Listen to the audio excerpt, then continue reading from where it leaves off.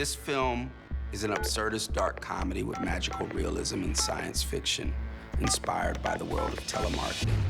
It's called Sorry to Bother You. Oh yeah, all right, hell yeah. I didn't want to make a good movie. I wanted to make an important film. And not just thematically important, I wanted it to be artistically important. I knew for my first film I had to have great actors. Check this out. Damn, God made this land for all of us. And greedy people like you want to hog it to yourself and your family and charge all the rest of us for the right to live. Me and my family? Yeah. Cassius, I'm your fucking uncle. So Cassius Green never feels he's good enough at anything to warrant his life meaning something. He discovers a magical way to make his voice sound like it's overdubbed by a white actor. And this catapults him up the ladder of telemarketing success. Tim, I want to chop it up more, but I got to get to my squash game. Was that Visa or MasterCard? There was a piece in the script that we didn't get to, but it was a scene that at the time was really important to me, where Cassius Green was gonna have full frontal nudity. We need to feel that you are as vulnerable as you can be. And he was like, I've been waiting for a role with full frontal nudity. We didn't end up doing it because he can do something that even a lot of great actors can't do. You can look at his face and feel that he's vulnerable. The whole reason I went to work for Regal View was to make myself more interesting to you. Cassius, the old you was way more interesting. I've been wanting to make films for many years, and during that time that I wasn't making films, I was making music. I started out when I was 12 wanting to be Prince, wanting to have that power over people's minds and hearts. We got the record deal while I was in film school, and I co-directed a music video. You know, I wrote the treatment, did the storyboards, and was sleeping in the editing room with the director and the editor. We got the guillotine. We got the guillotine. You better run. We got the guillotine. My biggest experience that helped me with being a director was I've been a music producer for 20-something years. And when you're producing music, you know, I may have the best bass player in the world, drummer who thinks he's the best drummer in the world, and some weird keyboard player, and individually, they each know so much more about music than I do. And I have to get them to follow my vision. What the hell are you talking about? Navigating all of that and hustling to get stuff done really laid the groundwork for me to be able to direct. The influence that I'm hoping this film has is that we don't have to just do people of color versions of the films that already exist. All the blaxploitation stuff came out of the civil rights and black power movements and anti-war movements. Art is communication. No matter what that art is, someone's saying something to you. There's so much more you could talk about. When I'm making my art, it really doesn't help me to think about the definitions of what I'm doing. So what I do comes out ridiculous or funny or weird. That's because the world is ridiculous, funny, and weird. Detroit is an artist with a goal of communicating to the world and having her art be part of a movement. So I thought that her name touched on a lot of themes that the movie is about. Squeeze Detroit. Detroit? Yeah. That's cool. My parents wanted me to have an American name. Nice. Tessa Thompson understands the value of the dialogue and how that kind of leads the scene along. As opposed to LaKeith, his way is a little looser. So it worked for these characters because I think Detroit is much more of a stable person than Cassius. Hey. Hey. I wouldn't miss this for the world. Baby, this is beautiful. You're beautiful. Cash, I love you too, but I can't hang with what I see in you now. Good art and good conversation is aware of the aesthetic. Aesthetic is sometimes even way more important than the content. It's those in-between feelings that can't be categorized as this is a sad movie, this is a happy movie. All of those little things bring people through an emotional trajectory, not just have the audience attached to someone that is going through those emotional changes. And I'm trying to get across this awkward feeling of interrupting someone. Muzzy, muzzy. Mr. Song, Cash is Green of Worry Free Calling. Sorry to bother you. I'm calling about who is assembling your phone.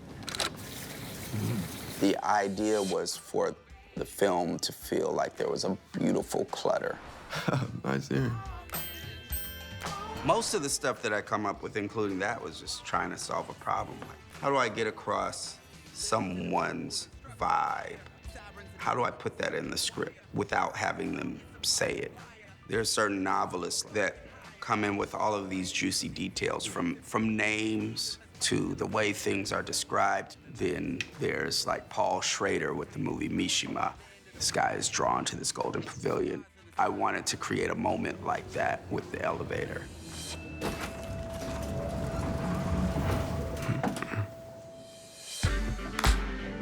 What I love about Oakland is honestly that I know everybody, because I've had many lives here. I've been not only a youth organizer, almost a contradictory path, a party promoter, and a weed dealer. There are many people that are creative, and it's different than maybe a place like LA and maybe even New York, in the sense that there's no hierarchy. There's this idea that people are creating, and there's no thing of, did it blow up yet? There is a heavy, creative fire that's here. Steve Lift represents the new trend of new capitalism being no capitalism. What? This isn't a workspace. This is a playroom. And that's very prevalent in tech companies. But the point is not that this is worse or better, but it's an attempt to hide what's actually going on. Worry-free CEO Steve Lift was interviewed on Oprah today. No. Conclusively, no. Our workers do not sign contracts under threats of physical violence. So therefore, the comparison to slavery is just ludicrous and offensive. We're transforming life itself. We're saving the economy. I mean, we're saving lives. It's all highlighted in my book. I lay out the whole thing. Armie was perfect. He saw how Steve Lift thought of himself as a hero. He's very adjustable, very precise, and I can say, Armie, between each sentence, look at a different part of Cassius's body and decide whether he could kill you with it or not. It's people like you that are gonna save this nation, Green. I mean, look, don't get me wrong, we still need the workers to do the work, per se. But we also need people like you, people that can be trusted, people that can analyze the challenge and adapt. Like a cunning raccoon, or like a snake. And he did that, and it was maniacal. Anything that I'm gonna do as a human is going to involve me trying to make the world better. For me, that means trying to make things more just. You are the one that has to build the movement. You, the listener. You know what today is? Today is the warning shot, telling them that we stand united. If we get this right today, not only will it be our floor, but it'll be every other floor in Regal View and beyond. We ride for anyone they try to fire. We fight. Squeeze is the quintessential, quote-unquote, professional organizer. Is that what you do? You just go from place to place stirring up trouble? Trouble's already there. Just help folks fix it. Hey, young blood. Danny Glover is probably the one that, in the cast that I knew the longest. So why you ain't dancing, man? I'm too old for that shit. What happened to him just doing the dog? Woo, woo, woo. Wow, wow. He's a friend of my father's. Him and my father have known each other since like 1968. They were part of the San Francisco State strike together, the strike that ended up creating the first ethnic studies program in the United States. If you get shown a problem, but have no idea how to control it, then you just decide to get used to the problem. And that's why our plan for tomorrow is important. In 2001, I had an idea for a song in which I was a telemarketer selling slaves. So wait, are you telling me you sell slave labor to companies over the phone? Hot damn it. You are a sharp one. 2011, I decided I was gonna sit down and write a movie. David Cross and Patton Oswalt, they had read it and said, yeah, you could use our names. That helped me to get people to read it. Then went to Sundance Film Festival, got into the writer's lab, and we had all of these masters arguing with each other about what I should do with the script. And that let me know that nobody knows what the fuck they're doing. We're all just figuring it out. Yeah, one for all for one. Terry Crews, we had a 2-hour conversation. I left inspired, motivated, ready to work out, build a house, and start a pyramid scheme, because that's just how inspirational he is. If I don't come up with a boatload of money by next month, which I won't, bank is taking my shit. It's making my diabetes act up. We had a lot of voices in this. We had David Cross as LaKeith's white voice. Hey, baby. Good morning. We had Patton Oswalt as Omari's white voice. Do you like to party? Lily James as Tessa's British white voice. Tonight, we will have a transformative experience. Rosario Dawson as the voice of the elevator. Greetings, Cassius Green. I hope you did not masturbate today. We had Forrest Whitaker as the Equisapien voice. Dude, I'm from East Oakland. Talk regular. I want to make movies that show there is a way to fight back. I want to make movies that at least look at it from that standpoint, that we can fight back, that we can change things. I'm putting that into my art.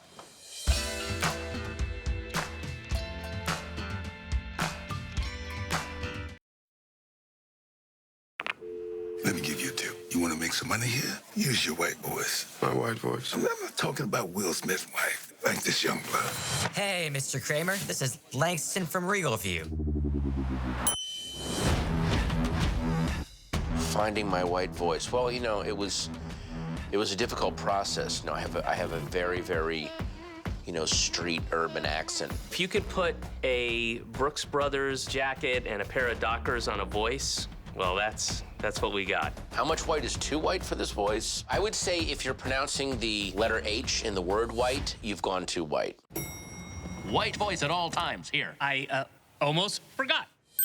A lot of people were adamant that I not do this. They were anxious for me to fail. The guy from The Hollywood Reporter. Sean Hannity. The guy from The Telegraph. Bokeem Woodbine. Your young daughter who was just born. Every shift manager at every Bennigan's I've ever either eaten in or worked in. This was definitely one of the harder things I've done. This, and then also when I played the lead role in Veronica Mars. Practicing repeatedly every day, I would set the alarm, 6:15, and I would do a classic, we're gonna be late for soccer. We're going to be late for soccer. We're going to be late for soccer. Yeah, that's kind of, yeah, I got it. Patton Oswalt did the, we're gonna be late for...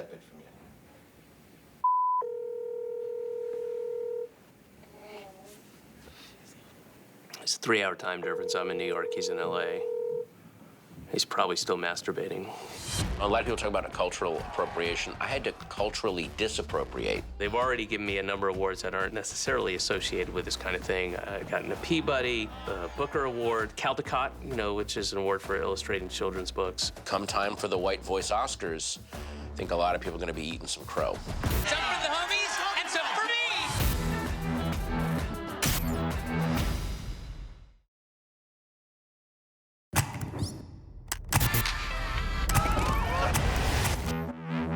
I'm just out here surviving. And what I'm doing right now won't even matter. Oh, baby, baby, it will always matter.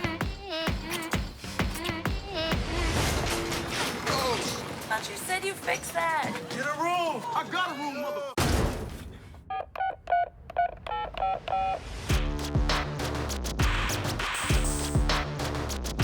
Hey, Cash, how much longer I gotta wait for my money? God made this land for all of us. Greedy people like you want to hog it to yourself and your family and... Me and my family?